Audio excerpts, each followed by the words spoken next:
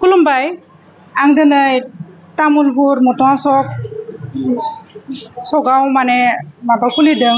बाजै अन सक खुलिदों बेयाव दिनै बेखेवजेननाय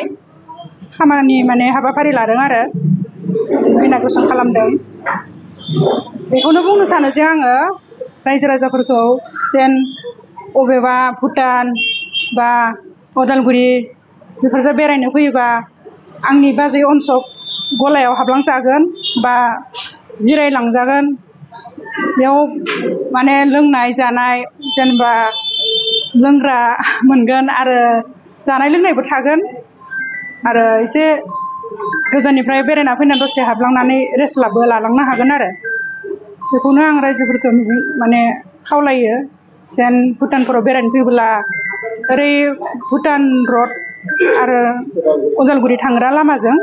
बारा गोजान नङा मटन सकनिफ्राय एसे हाबबानो मोनो आरो बहुत मोजां मोनबाय खारन बेबायदि आं जेरावबो मोनाखैमोन दा जिगिरि बाजै अन सक खुलिनाय थाखैनो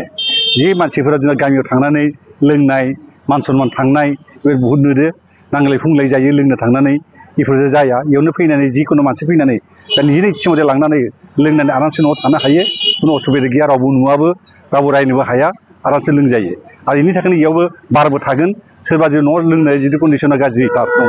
बेयाव फैनानै बा पेकसे लोंनानै थांनानै न'आव आरामसे ओंखाम उन्दुनो हायो खुनु मानसि नांलाय खुंलाय जानाय नङा बेनि थाखाय सब मानसिखौ फैनो खावलायबाय।